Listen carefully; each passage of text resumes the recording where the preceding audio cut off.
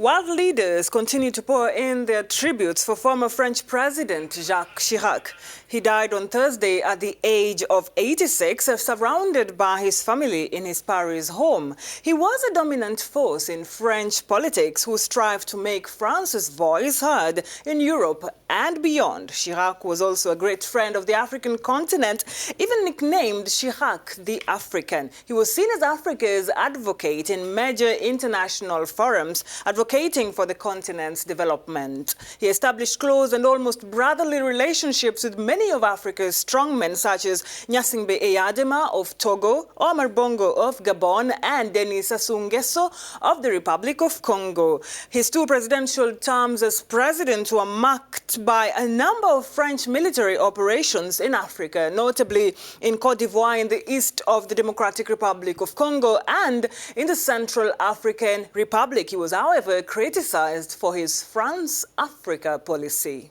Joining us from Ouagadougou is Professor Serge Théophile Balima, former ambassador of Burkina Faso to France. Hello, Professor. What do you remember about former President Jacques Chirac? I'd like to begin by paying my respects following the death of this politician, Jacques Chirac. I personally had the opportunity to know him before because I was Burkina Faso's ambassador to France. He was at the time mayor of the city of Paris. So I met him at least 3 times and I was able to have a very brief discussion with him. He was a friendly man, warm, and paid a lot of attention to what represented Africa. He defended France's interests in Africa, but it was part of his mission. And obviously, in this context, France's African policy is always a policy that aims to safeguard France's interests. We must not forget that when we want to evaluate French politics.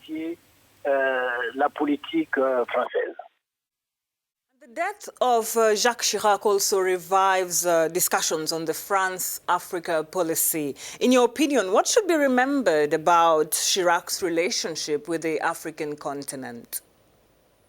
In my opinion, it should simply be remembered that France has never changed its policy towards Africa, regardless of who is president, because the French president, who he is elected to defend whoever he is elected to defend the interests of France and the interests of the French.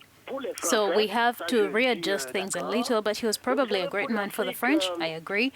But you know, for Africa, the French presidents do the minimum to keep the maximum for France. They're in their role and they'll do it well. It must be acknowledged. His African policy, especially in human rights, has at times scandalized many people, especially in hindsight. Do you think that he may have had some regrets?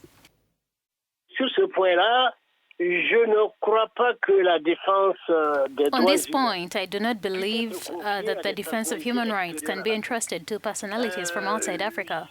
As I was saying earlier, he defended the interests of France, so if you want human rights, it becomes secondary for French presidents.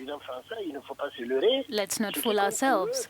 What matters to them is that they keep control over the interests of their country. That is what happens first, and then human rights obviously becomes a secondary concern, if you will. And if it's quite legitimate, it's quite legitimate. We are not going to ask people who are elected by French people to come and defend and protect our own interests in Africa.